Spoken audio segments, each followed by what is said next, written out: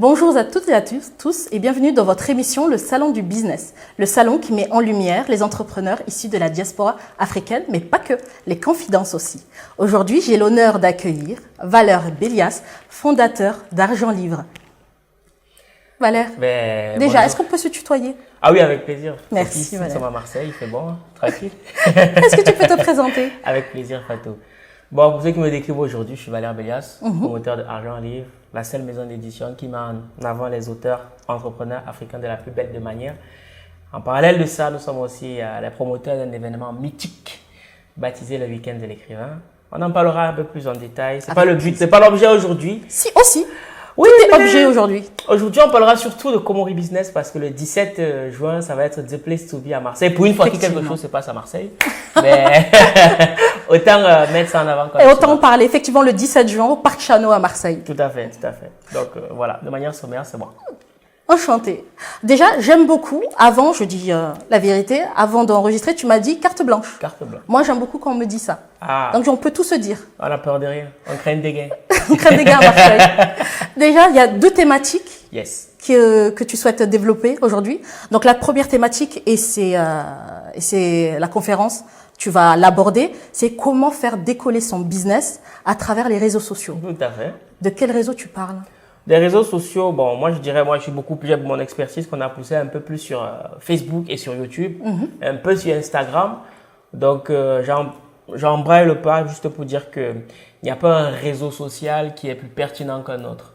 Tout va dépendre maintenant de la cible qu'on a, de l'expertise qu'on a, mais aussi de la stratégie qu'on met en avant. Parce que d'aucuns vont venir nous dire, ouais, TikTok c'est plus pertinent que Facebook, c'est plus pertinent que YouTube, Instagram. Après, on va te dire non, il faut plutôt aller sur LinkedIn. Partout, on peut trouver son bonheur. Dès lors qu'on a la bonne stratégie, la bonne approche, on sait où se trouve sa cible, ça marche. Et concrètement, qu'est-ce que tu proposes en fonction de la cible? Là, je te demande une petite astuce. Une petite astuce comme ça, des petits tips. En fonction, parce qu'effectivement, YouTube, après on parle plus de YouTube, TikTok, on nous parle de TikTok, on nous rabâche TikTok, mais il y a Snap aussi. Oui, tout à fait. Si je comprends bien, on peut aussi passer par Snap. Toi, qu'est-ce que tu conseilles du coup? Moi, comme tout réseau social, moi je vais pas dire que j'ai une formule magique. Celui qui va vous dire qu'il a la formule magique, il ment. Moi, je dirais la première chose à noter si jamais on veut s'en sortir sur un réseau social, c'est d'abord se poser une question fondamentale.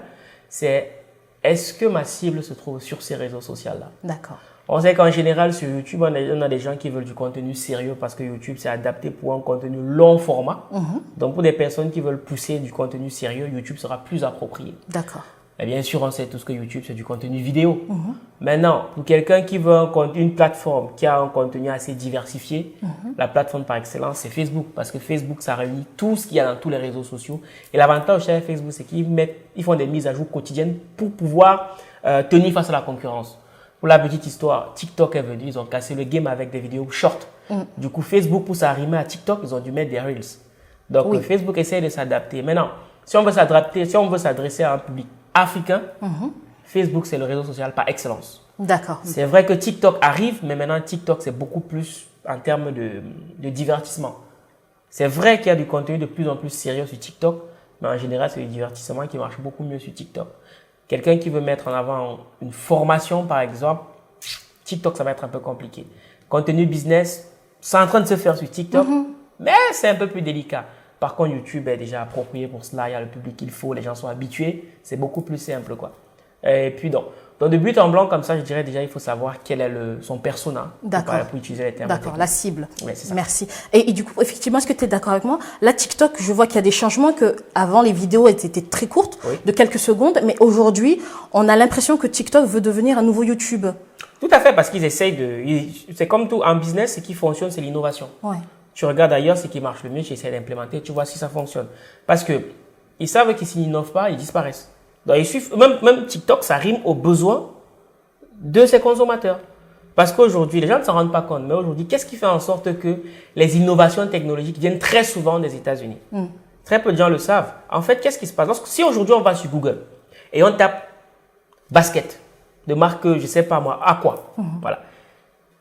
Le moteur de recherche note que des gens recherchent ce type de basket. Et donc, ces informations-là, ils vont mettre à la disposition de leurs ingénieurs qui vont concevoir ce type de chaussures-là. Et on va se rendre compte qu'il y a une innovation qui vient une fois de plus des États-Unis.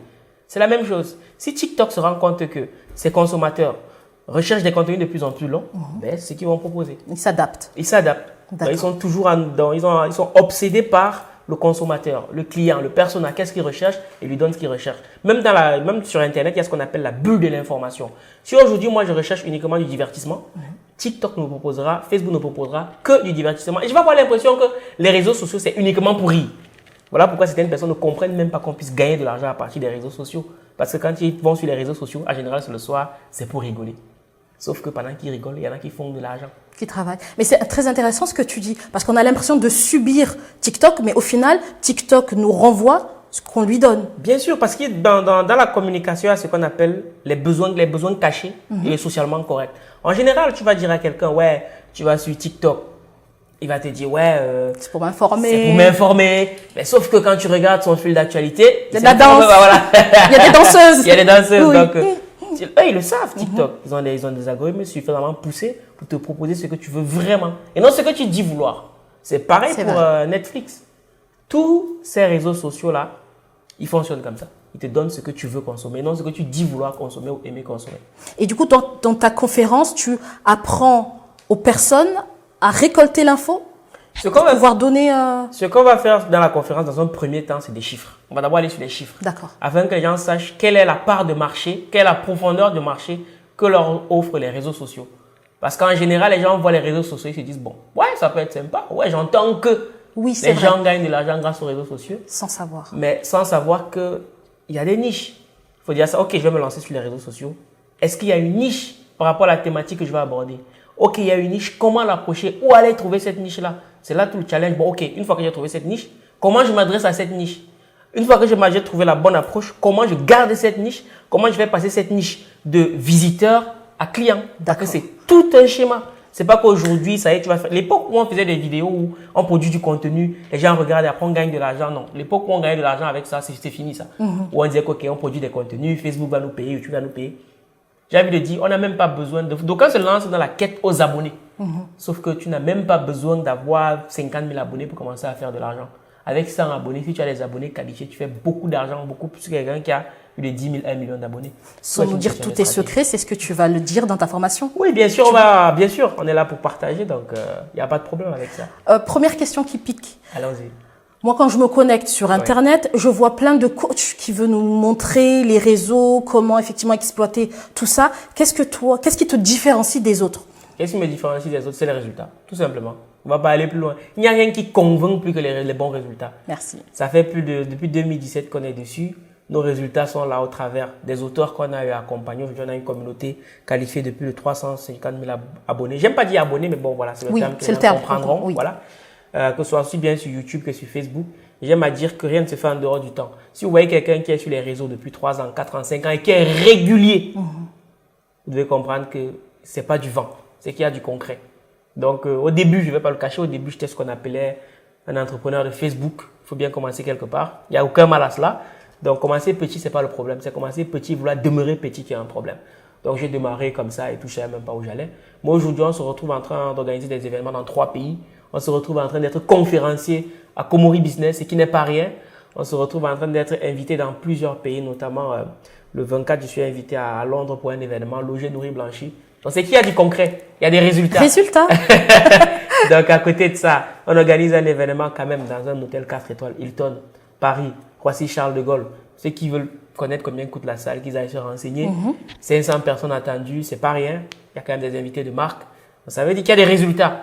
Donc, ce sont les stratégies qu'on applique pour avoir ces résultats qu'on partagera avec ceux qui seront présents à Komori Business le 17 juin. Au Parc Chano de Marseille.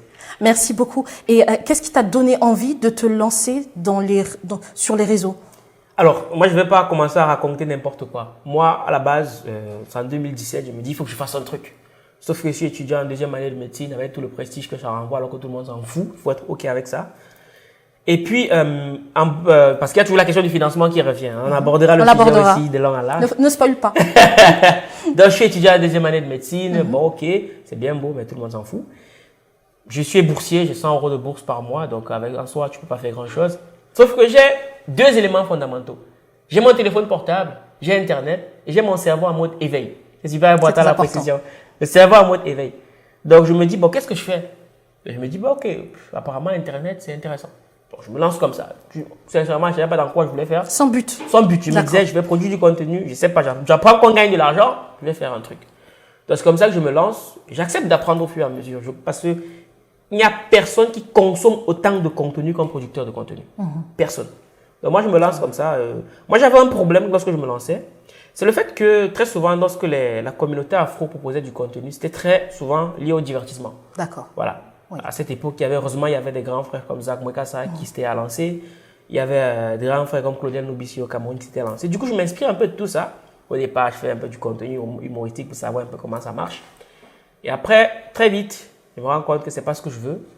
Donc, je commence à faire un peu des vidéos de motivation. On se cherche quoi. Il y a toujours cette période-là. On se cherche, c'est normal. Si vous venez de vous lancer sur les réseaux sociaux, c'est normal de se chercher. Parce que très souvent, ce pourquoi on se lance au début, c'est pas dans ça qu'on continue. Parce que le seul juge d'un business, c'est le marché. C'est le marché qui te dit vers quelle direction aller. Pourquoi? Parce que tu peux avoir le bon projet, mais tu n'es pas le bon porteur de projet. Du coup, nous deux, on peut lancer un business, toi et moi. On a les mêmes stratégies, mais ça fonctionne mieux chez toi que chez moi. Parce que tu le portes mieux que moi. Et il faut que les gens soient OK avec ça. Donc moi, j'étais OK avec ça. Donc, et puis un jour, en écoutant un peu ce que les membres de la communauté disaient, je fais un résumé de livre comme ça, vite fait. Vite fait. Et je me rends compte qu'il y a un truc qui se passe. C'est là que je rentre là-dedans. Et après, on a enchaîné des résumés des livres. Donc, en faisant des résumés, je lisais aussi. Du coup, ça m'a rendu compte, je m'informais et je me transformais. Parce que pour être transformé, il faut d'abord être informé. Voilà pourquoi l'information, la bonne information, c'est très important. Donc, de but en blanc comme ça, je partage mes contenus. Mon cerveau s'éduque aussi, business et tout. Bref, il y a toute une histoire derrière. Je ne vais pas épiloguer davantage. J'épiloguerai davantage la Comori Business. Donc, il faut être là. Donc, je le fais. Et puis, au début, je lance un business de vente de basket en ligne sur Internet. Internet, une fois de plus. Donc, je lance le business, je partage sur les réseaux sociaux et les gens me disent, ben Valère, comment tu fais école business? Et comme moi, on m'a appris que chaque fois qu'on me pose la question de savoir, Valère, comment on fait 3 points de suspension, ça veut dire que l'argent n'est plus loin.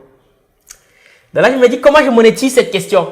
Et c'est comme ça que j'ai écrit mon tout premier livre, un pied à l'école, un pied dans le business, qui cartonne. Et après, on me demande, Valère, comment est-ce qu'on écrit un livre? Comment? Opportunité business. C'est comme ça qu'on sort notre première formation sur comment écrire un livre, le vendre en 28 jours. Parce que chacun de mes livres, je les écris en 28 jours, pas plus. Donc, je fais ça. Et moi, je me dis à la base, je crée la formation. C'était pendant le confinement, donc Internet, c'était un peu intéressant. J'ai créé la formation, je me dis, on va faire du one-shot. J'ai créé la formation, je me lave les mains, terminé. Sauf que ma copine à côté elle me dit, Valère, si tu fais uniquement la formation et qu'il n'y a pas de résultats, tu auras tout perdu, on aura tout perdu. Donc, ce que je te recommande de faire, c'est de les accompagner. Je donnerai un peu plus de détails le 17 juin pour que les gens comprennent vraiment quelle est la puissance qu'il y a derrière. C'est la stratégie, tout relève de la stratégie. Donc, on les accompagne, ils sortent leurs livres et nous, on va s'arrêter là. Sauf qu'après ça, ils nous demandent, mais Valère, on a fini d'écrire. Comment on fait pour éditer? Comment? Opportunité, venez, bien sûr, on va le faire. On le fait. Donc, au début, on démarre complètement dans l'informel, quoi. Et donc, on crée la maison d'édition comme ça. Hein. C'est comme ça qu'on crée la maison d'édition. Les premiers auteurs qui nous ont fait confiance, s'ils remarquent même bien, sur leur livre, il n'y a même pas de numéro ISBN, pas de rien. Donc, on ne connaissait pas du tout cet univers. Mais on a accepté d'apprendre. En faisant. Ce qui fait qu'aujourd'hui, quand même, on a quand même déjà une certaine notoriété. Parce que moi, je dis toujours qu'on n'a même pas encore commencé à travailler. Et en 2 ans, quand même, on a travaillé plus de 103 auteurs. Il y en a même déjà maintenant qui copient sur ce qu'on fait là. Quand on se dit, bah, ça veut dire que c'est que ça marche. Ça marche. Quand on ne copie pas sur ce qui est mauvais, quoi. Moi, j'ai jamais vu une copie de Itel. Par contre, j'ai vu des copies de l'iPhone. Ça veut dire que c'est un iPhone. Il y a quelque chose. Donc, je suis pas un iPhone parce que j'estime qu'on n'est pas l'iPhone parce que on n'a même pas encore commencé à travailler. Quand on voit ce que les autres ont fait, on n'est même pas au balbutiement. On arrive. C'est que le début. On n'est même pas au début, moi, j'estime. D'accord. Ça arrive. Dylan qui est derrière la caméra, il sait d'où on parle. Donc, c'est d'où on parle. Donc, voilà un peu comment est-ce qu'on a fait pour arriver à la maison d'édition, les éditions Argent Livre. Et on s'est dit, OK, éditer, c'est bien, mais encore, il faudrait être vu parce que on ne vend pas la poule dans le sac, comme on dit chez nous. Donc maintenant, on s'est dit, comment on fait pour construire le personal branding de nos auteurs? Parce qu'avant d'acheter le livre, on achète d'abord l'auteur. Le personnage, oui. Voilà. Donc, on a commencé sur les réseaux sociaux, mais comme je t'ai dit au début, le propre d'un entrepreneur, c'est qu'il doit innover tout le temps. Sinon, il disparaît. On a commencé sur les réseaux sociaux, après, ça fatiguait les gens. Les gens voulaient maintenant du concret. Et on s'est dit, comment est-ce qu'on construit le concret? Voilà comment l'année dernière, le week-end de l'écrivain, un événement qui sur 3, 4, 5 ans, doit tutoyer le festival de Cannes. Et quand on le dit, c'est pas du bavardage, c'est qu'on le fait L'année dernière, on a déjà organisé sur 3 pays, Cameroun, Burkina, Cameroun. Et cette année, on remet une couche, Cameroun, Burkina, France. Donc, les choses suivent leur cours, quoi. Question. Qu'est-ce que tu ressens? Qu'est-ce que ressent le Valère par rapport à tout ça, par rapport à tout ce qui t'arrive? Par rapport à tout ce qui m'arrive, je me dis, c'est parti d'une frustration. Et au début, ce sont des gens qui ne croient pas en ce que tu fais, qui te disent que ce sont des bêtises, ça ne marchera jamais, les Africains ne lisent pas. Tu te prends pour qui? Est-ce que tu veux changer le monde? Valère, quand tu es allé en France, moi je suis originaire du Cameroun, je viens d'un quartier populaire. Dans le quartier en question, il s'abritait une prison, la prison la plus célèbre du Cameroun, la prison centrale de Konengi. Ce qui fait qu'à chaque fois que je disais aux gens que je venais de Konengi, il y a une question qui revenait, c'est tu vis à l'intérieur ou à l'extérieur? Donc, ce sont ces... Et moi, j'ai été bercé par le football. Je voulais devenir Samuel Eto'o, mais bon, ça ne s'est pas fait. Je ne regrette pas. Et donc, quand j'arrive en France, je dis aux gens que je fais ça. Les gens me disent, mais Valère, on t'a envoyé en Europe, on espérait que tu deviennes un footballeur et tout. Qu'est-ce que tu fous? Tu bavardes beaucoup. Il faut rester calme, il faut rester humble dans ton coin, machin, truc. Et moi, je disais toujours, vous inquiétez pas. Je sais ce que je fais, je sais où je vais. Et donc, aujourd'hui, voir que ces mêmes gens qui avant disaient que tu es trop jeune pour avoir de l'impact, qui aujourd'hui te disent que c'est parce que tu es jeune que tu as de l'impact, je me dis, ça veut dire qu'on est en train de construire quelque chose d'intéressant. Donc, je suis reconnaissant. Tu es jeune, tu as quel âge? Là, je préfère ne pas aborder le sujet parce que là, je n'ai qu'un chiffre. Et le problème avec beaucoup de jeunes, c'est qu'ils confondent il y a un temps pour toute chose à un âge pour toute chose. Il y a un temps pour toute chose veut dire qu'il y a un temps pour que les actes que tu poses puissent apporter les résultats. Ce n'est pas qu'il y a un âge pour toute chose. Parce que moi, je demanderais quel est l'âge requis pour réaliser ses rêves. Nous sommes d'accord qu'il n'y en a pas. Très bonne réponse. Il faudrait que les jeunes et les moins jeunes arrêtent de trouver l'excuse de l'âge. Je suis jeune, ce n'est pas une raison pour être incompétent. Je suis vieux, ce n'est pas une raison pour être inactif. Donc, fais ce que tu as à faire. Merci Valère. Quelles sont tes motivations? Mes motivations aujourd'hui, c'est... Moi, il n'y a rien qui me fait mal, plus que d'aller au Cameroun, j'ai fait 3 pays en Afrique, je suis fier. Parce qu'en général, lorsque nous... Bon, maintenant, ça change quand même. Oui. En général, lorsque les Africains veulent aller en vacances, eux, ils pensent c'est Espagne, Italie, Allemagne. Jamais on pense, oh, je vais aller en vacances au Tchad, je vais aller en vacances au Sénégal, je vais aller en vacances au Comores. Ça, en général, non. Donc, moi, je suis allé au Gabon, je suis allé au Cameroun, je suis allé au Burkina, bientôt j'irai en Côte d'Ivoire. Et à chaque fois, c'est le même scénario. Quand j'arrive dans une librairie, 90% des livres qui sont vendus sont des livres écrits par des Américains. D'accord. Et moi, ça me fait mal parce que je me dis, mais ça veut dire que nous, on n'écrit pas. Mais sauf que je sais qu'on écrit. Le problème, c'est qu'on n'est pas connu. Et je me suis dit, moi, je ne suis pas quelqu'un de plaintif. Parce que d'ailleurs, être plaintif n'a jamais rendu une personne millionnaire. Donc, soit tu trouves des excuses, soit tu trouves des solutions. Donc, la motivation, je dis, c'est de se dire, OK, on a trop parlé de Napoléon Hill, trop parlé de Robert Kiyosaki, trop parlé de, comment il s'appelle encore là, Anthony Robbins et tout. Notre challenge aujourd'hui, c'est de se dire, OK, il faudrait que dans 3, 4, 5 ans, qu'avant de citer Napoléon Hill, qu'on cite un de nos auteurs. Napoléon Hill vienne en 3e ou en 4e position. Ça, c'est notre challenge parce que on aura beau raconter tous les jours qu'on se fait marcher dessus, mais tant qu'on n'aura pas occupé l'espace, on n'aura pas de raison de se plaindre. Et là, aujourd'hui, on s'arrange à occuper l'espace. Et on n'est pas du genre à venir dire, ouais, il faut nous soutenir. Non, on ne te soutient pas, c'est toi qui t'imposes. Parce que j'entends souvent les dire, ouais, il faut que la communauté vous soutienne, les frères. Non, on n'en a rien à cirer. Si tu produis ce que la communauté veut, désir, t'inquiète pas, ils vont venir, ils vont te soutenir. Tout se fera naturellement. C'est cela. Du coup, toi, tes motivations sont en adéquation avec le salon qui va se tenir le 17 juin, remettre l'Afrique au centre. Je ne vais pas dire remettre l'Afrique au centre parce que je pense que Komori Business n'a pas eu besoin de moi pour le faire. Le fond, il y a très bien. Oui, effectivement, mais tu es en adéquation avec. Moi, je rejoins parfaitement le mouvement parce que quand moi j'ai vu Farhan, justement, je crois que j'étais parmi les premières personnes à prendre un stand. Je pense que j'étais parmi les premières. Mais si ce n'est la première personne, voilà. Donc, quand moi je vois le truc, grâce à Salim de Déterminé, à qui je fais un big up, il dit ça, c'est un truc qui me parle. En plus, à Marseille, il n'y a jamais rien de ce type. En général, Marseille, ce sont des événements qui sont organisés par les Européens. Il n'y a aucun mal à ça. Il n'y avait rien de, j'ai envie de dire, d'instructif qui réunissait les Africains. Donc, quand moi je vois ça, je me dis qu'il pleuve, qu'il neige, qu'il vente, moi je serai là. Donc, il y a des Africains qui sont présents. On a pour but de mettre en lumière les auteurs africains. Donc, pour nous, c'était des places to be. En plus, à Marseille, il fait bon, il ne se passe jamais rien. Je pense qu'il faut bouger un peu les Marseillais pour leur faire comprendre qu'il n'y a pas que le soleil, quoi. Donc voilà, non, moi je suis parfaitement dans le mouvement et comme je l'ai déjà dit à Noc, moi je félicite vraiment l'initiative d'avoir eu l'audace déjà de lancer ce projet à Marseille. Mais pas que. C'est de prendre quand même un lieu mythique, charismatique, emblématique. Effectivement. Tout ce qui a tic, mettez dessus, ça passe. Moi, je trouve que ça demande beaucoup d'audace. Je pense que dans la communauté, on en a besoin. Parce que venir se plaindre tout le temps, dire que ouais, on ne nous respecte pas. Le respect, c'est quelque chose qui s'arrache. Ça ne s'arrache pas les actes. Ça ne se mendie pas. Ça ne se mendie pas. Donc, quand tu viens, tu prends un espace comme celui-là, même le mec qui te le loue, il te regarde différemment. Il te dit, ah ouais. Quand même. Et tout de suite, la vision qu'il a des Africains, elle change. Parce que prochainement, quand il parlera des Africains, il ne parlera plus des Africains, ils sont toujours en train... Non. Là, ce sont des Africains qui viennent et vous disent ok, cette salle, on la veut, on paye et on l'a. Et on bouge Marseille. Et ça, c'est top, quoi. Et on cartonne. Et ben, c'est ça. Le 17 juin réservé. Tout à fait, tout à fait. Donc, la deuxième thématique. Ah oui, comment se lancer un business sans financement? Je suis curieuse. Ah ouais, ça, c'est quelque chose de mythique parce qu'en général, lorsque je parle de ça, les gens me regardent comme un zombie. Oui. On va remettre à César ce qui appartient à César. Cette thématique, je la découvre grâce à mon mentor, Claudien Noubissi. Et moi, ça pique ma curiosité et je me rends compte qu'en France, il y a tout un travail à faire. Parce qu'en Afrique, moi, je trouve qu'on innove beaucoup plus qu'en Europe. C'est juste qu'après, ça reste informel.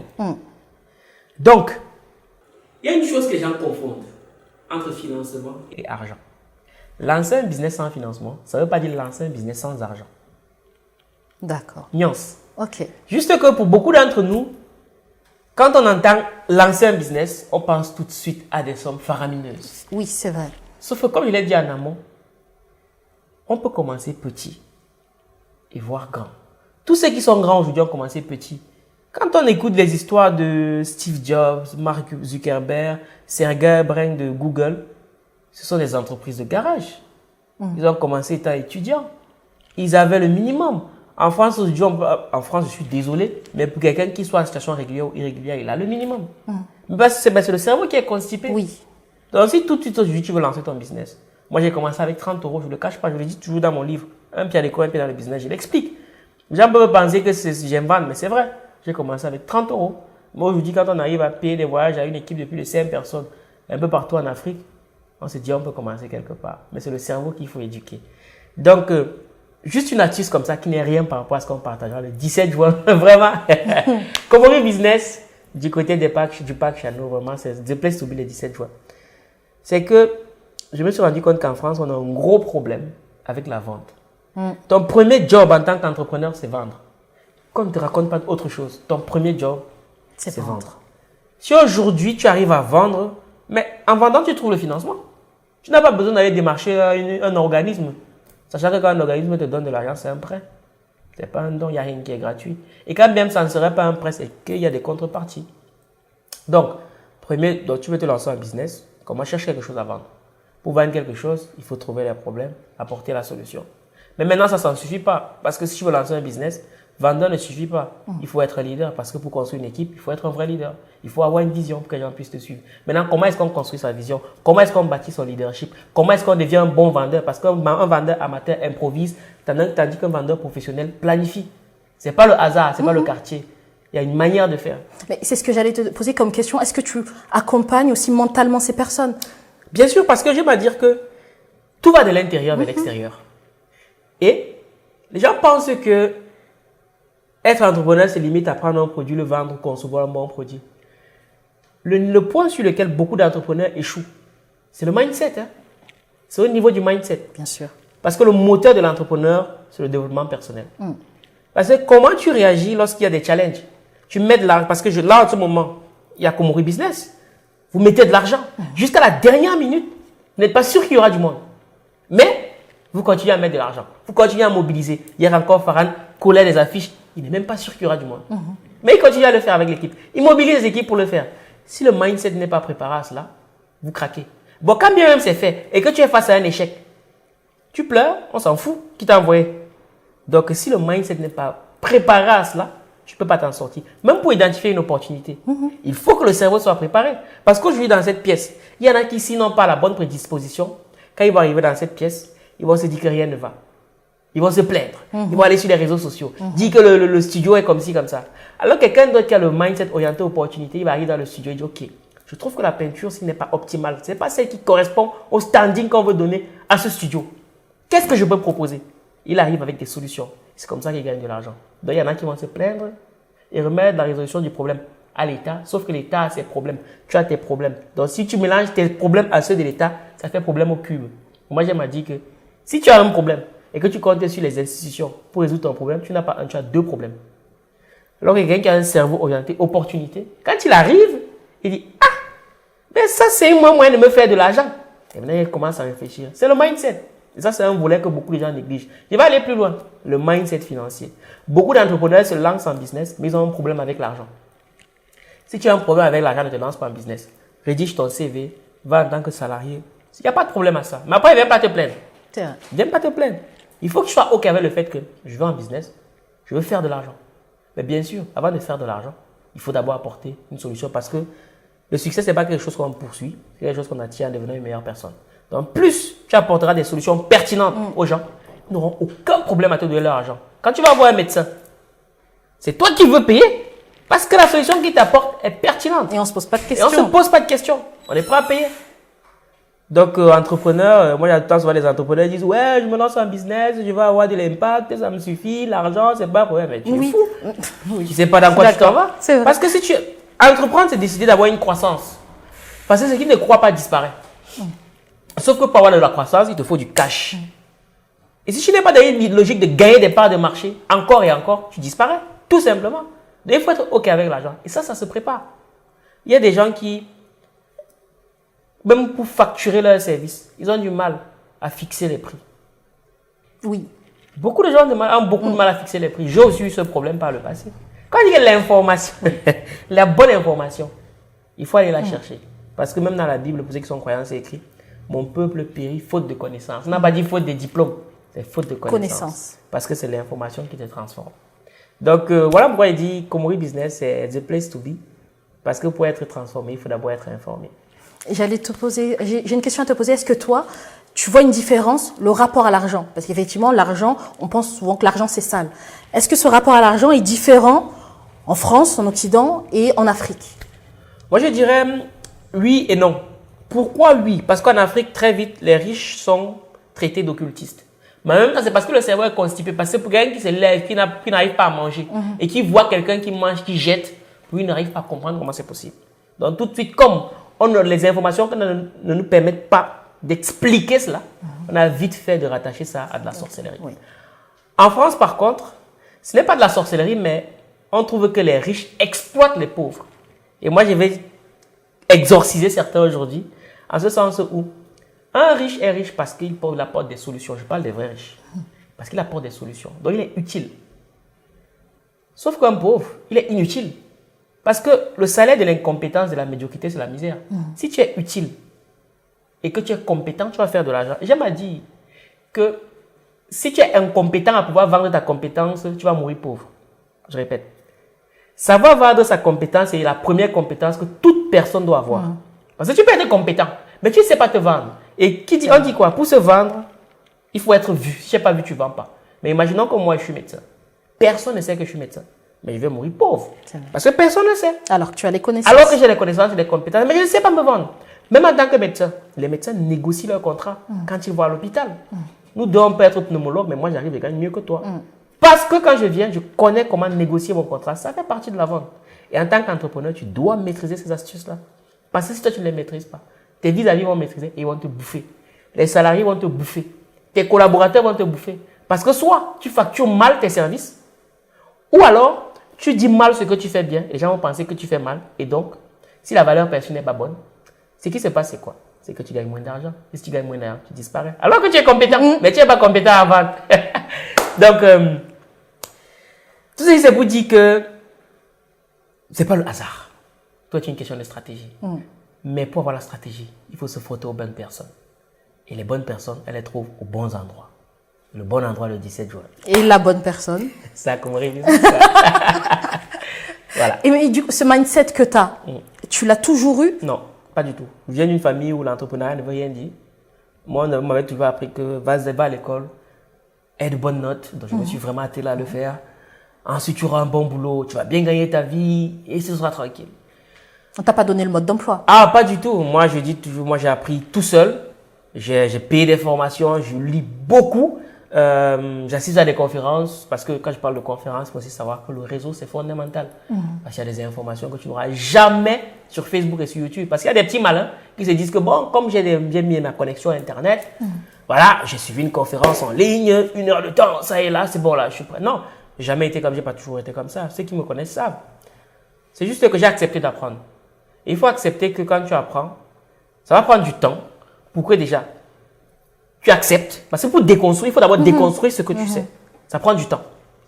Ensuite, quand tu as déconstruit, il faut accepter qu'il y aura du temps pour reconstruire.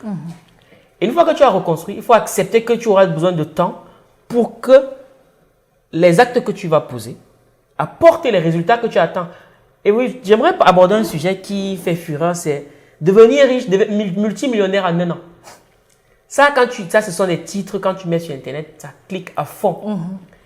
Sauf que, lorsqu'on fait ça, les gens occultent vite les années que le mec il a passé avant. Il échouait. C'est juste que ça, l'échec, on ne va pas mettre ça en lumière.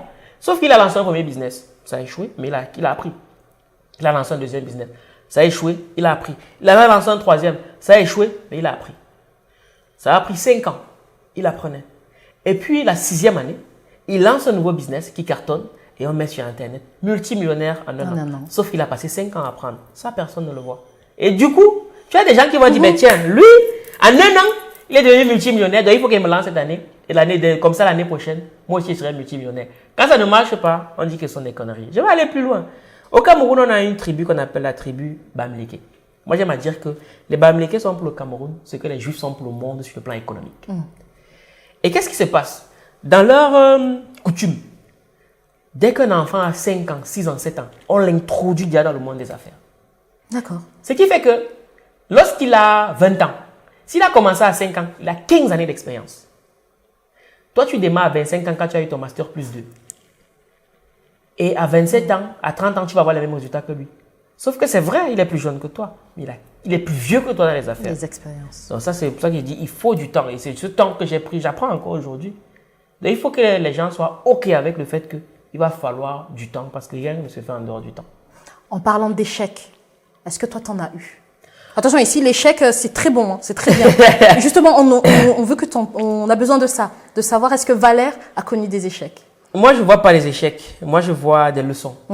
Et quand tu as fait ce suite, il y a une différence entre le dire et le vivre. Au début, lorsque les aînés me disaient que derrière chaque échec se cache le germe de la réussite et que les échecs sont en fait des leçons, c'est une manière que l'univers te dit, OK, essaye différemment. Je ne comprenais pas jusqu'à ce que je le vive pour comprendre. Donc, moi, je ne vois pas les échecs, je vois des leçons. Et la dernière leçon qu'on a eue, c'est un business de VTC qu'on a lancé au Sénégal. Comment ça se passe? Il faut savoir qu'on a lancé Argent Libre, on a beaucoup d'activités en parallèle, mais il y a justement la maison d'édition qu'on décide de mettre en avant pour le moment. Ça fait partie de la stratégie de communication aussi. Et donc, en parallèle de tout ça, on s'est dit, bon, il faut qu'on crée une communauté dans laquelle on pourra lancer des projets ensemble en parallèle. On crée notre réseau. Le réseau, c'est fondamental. On abordera tout ça le 17. Donc, on crée le réseau qu'on bâtit. Écoutez bien le nom. La communauté des chercheurs d'argent certifiés. Quand on donne ce nom, les gens me regardent et travaillent. Ils disent, mais Valère, est-ce que... Non, nous, on a dit qu'on veut démystifier l'argent. Il faut qu'on parle l'argent avec aisance. J'étais récemment sur le plateau télé.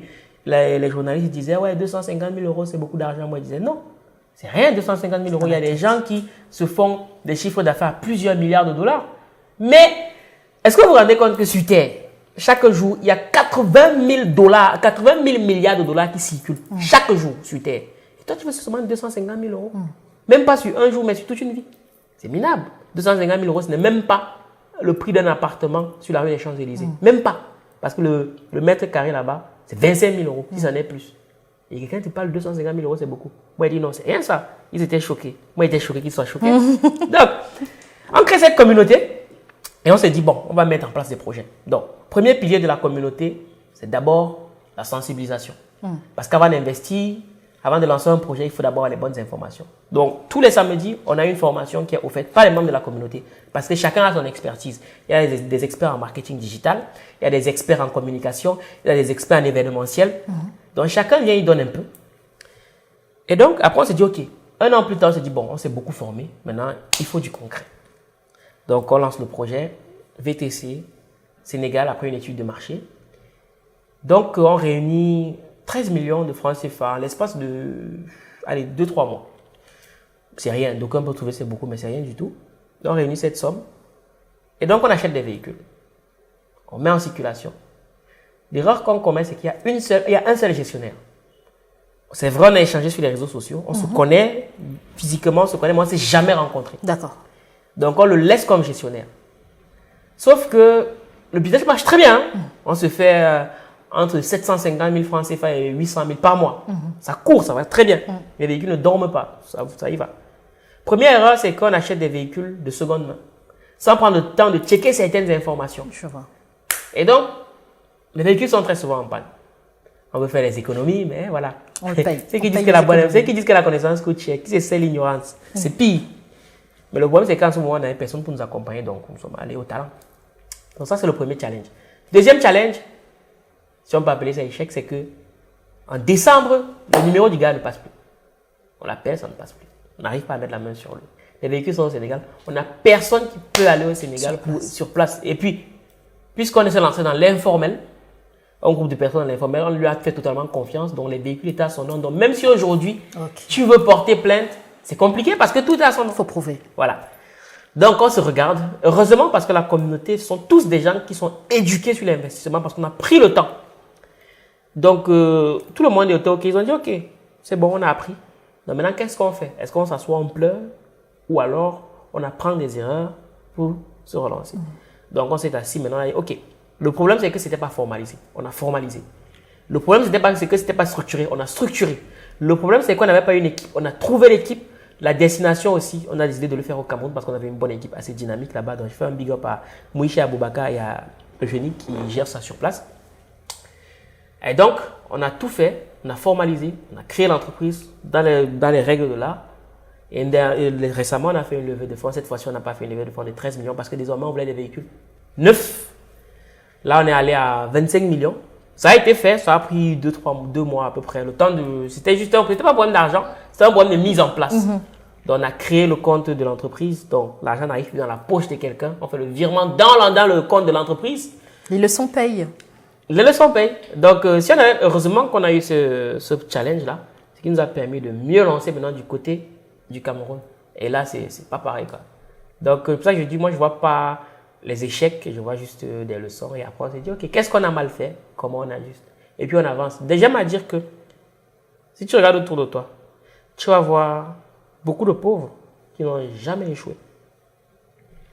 Alors qu'à côté de ça, tu vas voir beaucoup de riches qui échouent tout le temps. Amen. Ça, c'est aussi une déformation de l'école qui veut que tu réussisses parce que tu as fait le moins d'erreurs possible. Sauf qu'à l'école de la vie, en général, celui qui réussit, c'est celui qui a fait toutes les erreurs possibles. Parce qu'en général, il faut exécuter. Et c'est celui qui exécute vite, qui échoue vite et qui apprend vite. Et donc, il y a des résultats beaucoup plus pertinents. Tu parles de mindset, Ouais. tu parles de travail sur soi. Ouais. Tu n'es pas un peu thérapeute aussi? Un peu thérapeute, bon, si on veut, parce que quand même, si on veut se lancer dans cette histoire d'entrepreneuriat, il faut que le cerveau soit au beau fixe. Sinon, Et dans tes formations aussi, tu accompagnes sur ça? On commence, dans toutes les formations qu'on donne, on commence toujours par le mindset. Ça part de là. Il faut d'abord, mindset, moi je le structure en 2 mots. Mind pour esprit, set pour réglage. Donc tant que tu n'as pas le bon paramétrage interne, ça ne sert à rien. Ça ne sert strictement à rien. Je t'ai parlé de l'argent. Quelqu'un qui n'est pas bien paramétré en termes d'argent, un service qui peut facturer à 10 000 euros, comme il n'est pas à l'aise avec le fait de facturer à 10 000 euros, il va le facturer à 1 000 euros. Parce qu'il n'est pas à l'aise. C'est le mindset. Ce n'est pas l'intelligence. Il ne faut pas confondre les deux. C'est pas bon, c'est différent. L'intelligence, c'est cette faculté à pouvoir résoudre les problèmes. Le mindset, c'est une prédisposition interne. Et là, c'est là où il y a très souvent la nuance. Donc, dans toutes nos formations, on commence par là. Et dernière question, le Valère de, l'enfant, on va dire 8-9 ans, le conseil que tu pourrais lui donner? Le conseil que je pourrais lui donner, c'est tu aurais dû commencer beaucoup plus tôt. Mais bon, en même temps, j'étais dans un environnement qui n'était pas vraiment propice pour cela parce que à cette époque-là, on ne me le disait pas. Ou du moins, je n'écoutais pas ce discours-là. Parce que pour moi, c'était juste avoir de bonnes notes. C'était ça le plus important pour moi et rien d'autre. Il n'y avait que l'école qui comptait pour moi. Je lui dirais, tu aurais dû commencer plus tôt. Parce que je pense que si j'avais commencé plus tôt, on aurait eu beaucoup plus d'impact aujourd'hui. Mais je ne regrette pas. parce que je vais me venger avec mes enfants. Merci beaucoup, Valère. Merci beaucoup. Donc, retrouvez aussi Monsieur Bélias le 17 juin au Parc Chano, au Salon du Business. Merci beaucoup. À bientôt. Merci, Valère. Je t'en prie.